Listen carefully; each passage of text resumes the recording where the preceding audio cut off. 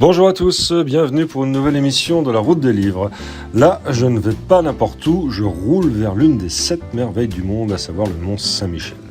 Je vais y rencontrer Fares Litni, jeune prodige de l'écurie JDH Édition, section Pro de l'Écho. Alors Fares, c'est un étudiant, un auteur, un entrepreneur et un passionné de littérature et de poésie. Ce qui est tout à fait remarquable pour un garçon de son âge. Notre futur gestionnaire de patrimoine n'a pas encore 25 ans et déjà il signe une série de 5 livres remarquables sur l'immobilier. Pour vous, pour moi, pour ceux qui ne sont pas les professionnels du domaine, je peux vous assurer que ces livres sont très utiles. Notre jeune homme est multicarte, c'est aussi un collègue présentateur et producteur que j'interviewe. Il anime tout comme moi une émission sur JDH TV. Alors je ne connais pas Fares, nous n'avons qu'échangé très brièvement au téléphone pour se fixer rendez-vous, mais j'espère que l'omelette de la mère Poulard et le cidre va nous permettre de faire plus connaissance, et puis c'est quand même pas mal autour du Mont Saint-Michel. Moi je crois que j'achèterai bien par là. La route de livre de l'immobilier avec Fares Litni, c'est parti.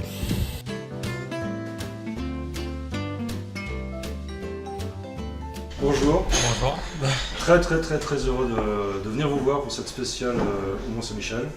Moi j'aimais bien l'idée parce qu'on va parler d'immobilier, on va parler de littérature, mais on va parler d'immobilier aussi. Bien sûr. Et alors quand même l'immobilier au Mont Saint-Michel. Oui, c'est Ça très vous fait sympathique. rêver, C'est très sympathique, oui.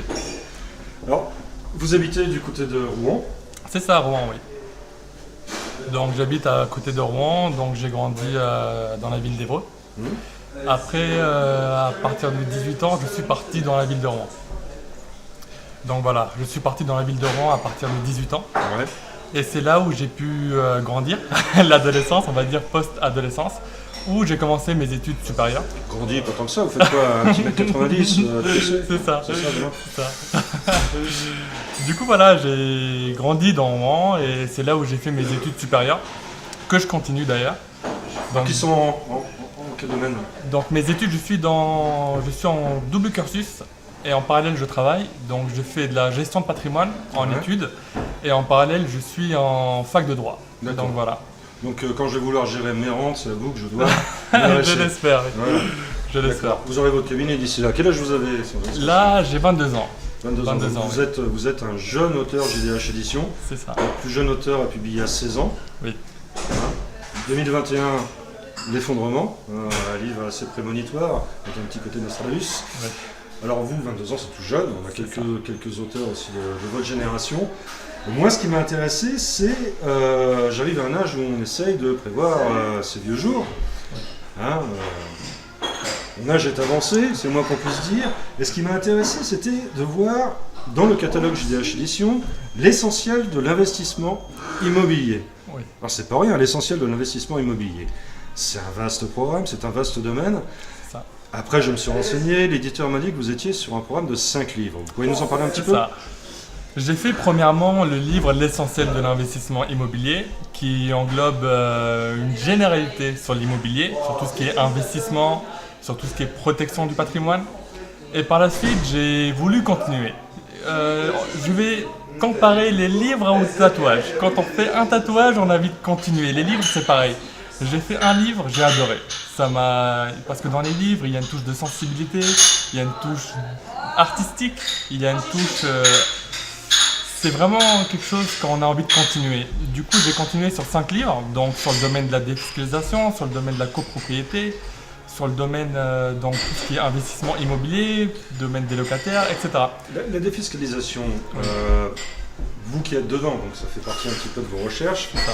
est-ce qu'elle a beaucoup évolué? Est-ce qu'elle va séduire le particulier? Alors je parle pas de je parle pas du promoteur, je parle pas de l'agence immobilière, je parle du particulier. Est-ce qu'aujourd'hui vous estimez qu'il y a des coûts à faire et que c'est intéressant pour les gens ou pas?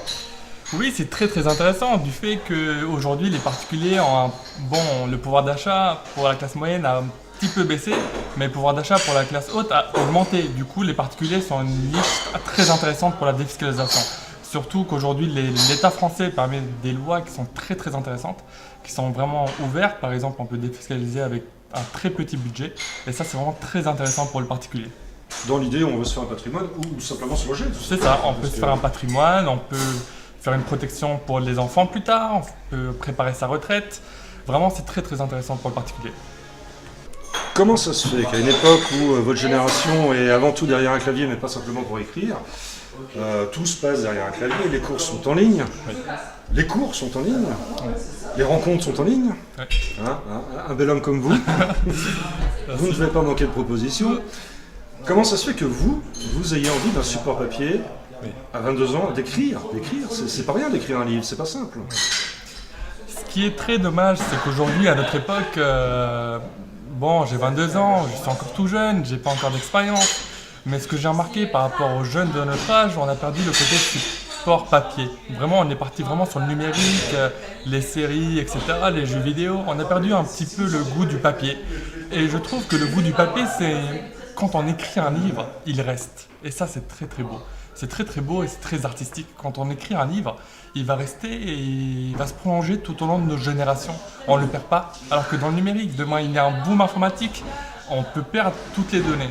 Alors, avec un bug, il n'y a plus de patrimoine, alors qu'avec le papier, on est d'accord, c'est aussi du patrimoine. Donc, de la gestion de patrimoine. Donc, jusque-là, vous êtes très cohérent, mais 5 livres, c'est pas rien, 5 livres quand même. 5 livres. Ouais. Vous les livrez quand exactement pour le coup, c'est le cas de le dire. Parce que là, il y en a un de sorti. C'est ça. Du coup, il y en a un de sorti. Les livres arrivent courant 2022. Du coup, ils arrivent courant 2022. Ils vont arriver petit à petit. Tous les 2-3 mois, il y aura un livre qui va être sorti. Et on va faire ça petit à petit pour vraiment accrocher la meilleure période. Voilà. Alors, pour quelqu'un qui est plutôt, pas du tout écureuil, mais plutôt cigale comme moi, qui ne connaît pas grand-chose en immobilier, est-ce que... Si je lis l'essentiel de l'investissement de l'immobilier, c'est à mon niveau. C'est-à-dire que je n'ai pas de notion immobilière, je ne sais pas trop comment on construit un patrimoine, je passe par un particulier, une agence, un notaire, je suppose que vous parlez aussi de ça. Oui. C'est un peu le champ de mine pour moi. Est-ce que vous donnez des solutions aux gens ? Oui, bien sûr, le livre L'essentiel de l'investissement immobilier a été fait vraiment ouvert aux particuliers. Même celui qui n'a aucune notion, il est vraiment très ouvert, le livre très très ouvert, très très facile à lire. Ça a été fait spécialement pour vraiment toucher un vaste public.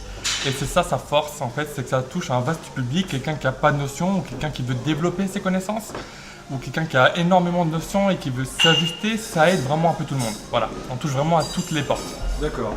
L'idée vous est venue comment ? L'idée, je me suis dit, j'avais 20 ans et je me suis dit, il faut que je sorte un livre. Parce que j'adore tout ce qui est côté artistique. Je me suis dit, la littérature c'est beau, mais c'est très difficile. J'ai lu sur internet qu'il n'y avait que 0,7% des auteurs qui étaient édités.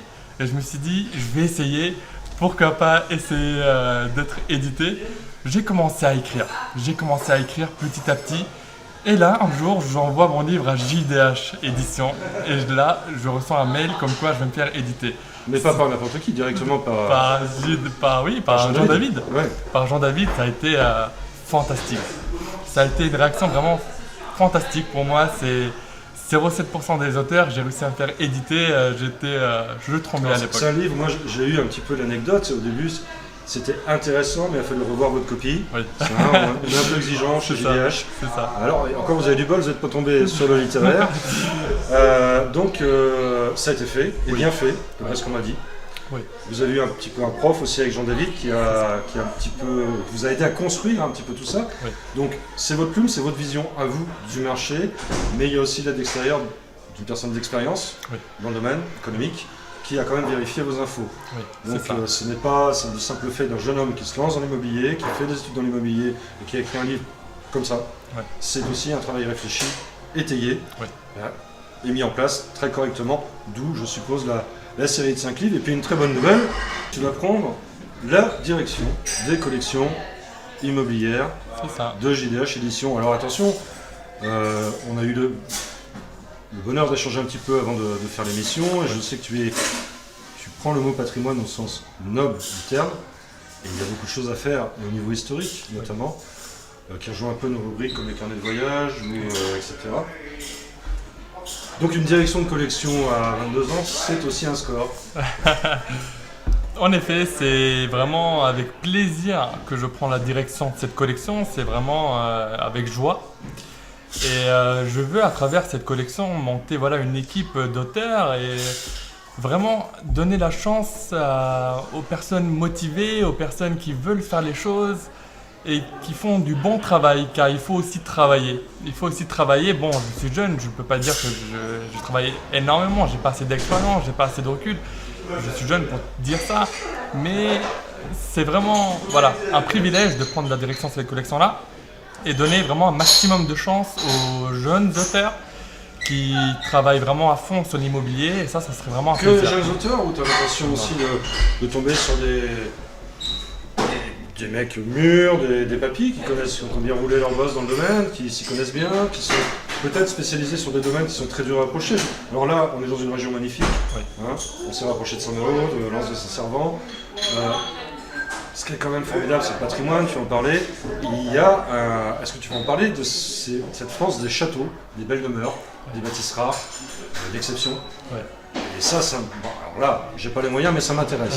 Mais je joue au keno, mais ça m'intéresse. Très bien, oui, c'est un domaine qu'on va aborder, et bien sûr, c'est pas qu'aux jeunes auteurs, on a aussi les personnes moins jeunes, on va dire, et on donnera la chance à tout le monde qui est motivé, tout le monde qui s'y donne, qui travaille, et on donnera la chance à tout le monde. Celui qui travaille, celui qui se donne à fond dans les choses, a le droit à sa chance, et ça c'est primordial, et ça c'est beau, je trouve. Alors, l'immobilier, vraiment, je me répète, est un vaste sujet. Pour avoir fait des petites recherches, petites personnelles, sur tout le domaine, on va dire, juridique, un petit peu lourd de l'immobilier, tu veux en parler? Bien sûr, moi-même je suis étudiant mais dans le droit. Du coup oui, on parlera un maximum sur le domaine de l'immobilier.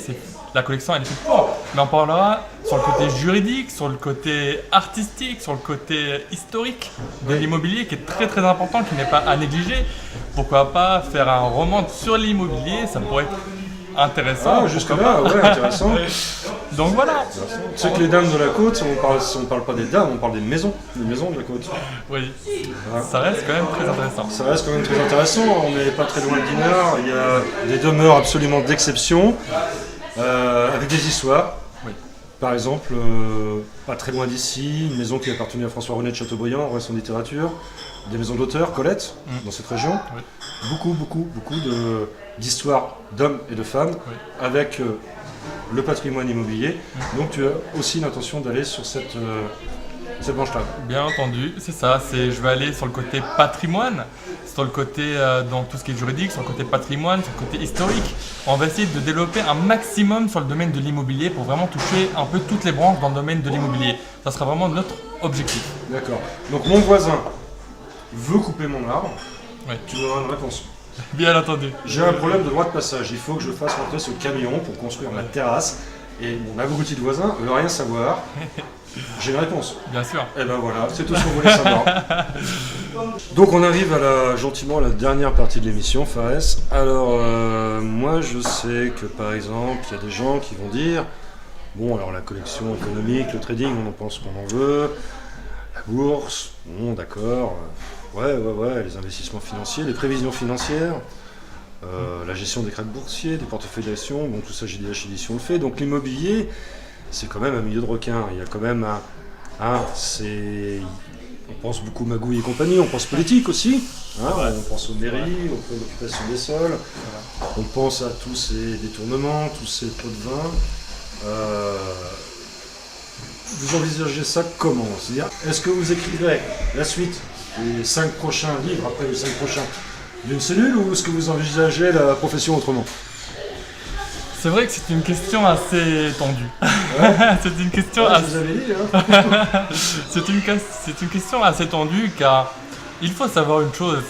Dans la vie, que ce soit l'immobilier, que ce soit la bourse, que ce soit l'art, que ce soit n'importe quel domaine, la vie c'est un équilibre. Je pense, je suis encore jeune, je ne peux pas dire ça, mais la vie est un équilibre. Dans n'importe quel domaine, quand vous allez à l'extrême du domaine, c'est toujours pas bon. Un jour ou l'autre, si vous allez à l'extrême, les pots de vin, etc., on va vous rattraper. Et c'est ça le problème. Ça peut faire mal. Ça peut faire mal dans l'immobilier, ça peut faire mal. Il faut vraiment avoir un équilibre. Un équilibre qu'il faut garder même dans la vie en soi-même. Et si on garde cet équilibre dans l'immobilier, on peut... Parce que les gens, oui, ils veulent être riches, ils veulent avoir un patrimoine, ils veulent avoir une belle retraite pour leurs enfants. Mais il faut se concentrer sur la base. La base dans l'immobilier, c'est le plaisir. le plaisir de l'investissement, le plaisir de faire plaisir à ses proches. Plaisir de l'occupation. Bien sûr, bien sûr. Et Habiter dans le cadre de vie choisi. c'est ça, c'est le plaisir de vivre les choses. Et si on vit les choses avec un équilibre, on réussira. Je pense en tout cas, je suis jeune, je vous le répète, mais avec un équilibre, on peut tout réussir. D'accord. Donc voilà. Donc ma vision pas des une choses. carrière à la Balkany ni à la Bouygues, non. Voilà. Le problème, c'est qu'on peut, dans n'importe quel domaine, on peut devenir très très riche très très vite. Un petit pot de vin par là, un petit pot de vin par-ci. On peut devenir très riche très rapidement. Mais le problème, dans 1 an, 5 ans, 10 ans, aïe, ça nous retombe dessus. Et c'est ça le problème. Bien sûr, aujourd'hui, je ne vais pas évoquer des sujets communs, mais comme on dit, pour arrêter le pouvoir, il faut le pouvoir. Voilà. Donc après l'immobilier, vous allez partir dans la politique. J'ai bien compris. Non, je ne vais pas partir dans la politique, mais je ne peux pas évoquer certains sujets. Mais c'est vrai que il y a beaucoup de gens qui deviennent riches très très vite dans l'immobilier, mais un jour ou l'autre, ils se feront attraper. Et ce jour-là, ça fera très très mal. Et vous, votre propos est dans les livres et dans la façon dont vous envisagez avec vos jeunes yeux, mais envisagez quand même le métier, c'est le service aux gens. C'est d'aider les gens à investir et à acheter C'est ça.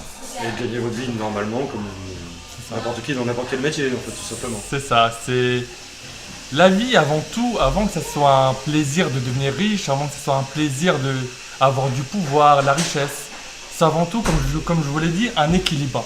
Pour moi, avoir cet équilibre où on peut manier travail, vie de famille, etc., c'est primordial. Si j'ai cet équilibre, j'ai réussi ma vie. Aujourd'hui, je suis jeune, je ne peux pas dire que j'ai réussi ma vie, loin de là. Mais voilà, pour moi, la vie, c'est un équilibre qu'il faut respecter. Et si on respecte cet équilibre, on aurait réussi tout dans notre vie.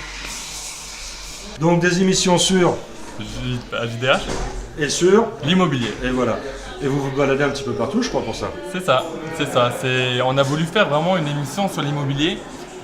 Et l'avantage, c'est qu'on a eu carte blanche dans l'immobilier. On a voulu apporter une touche artistique, un petit côté sympathique de l'immobilier où on joue beaucoup avec les fonds verts, où on joue beaucoup avec le son, où on joue beaucoup avec les effets spéciaux.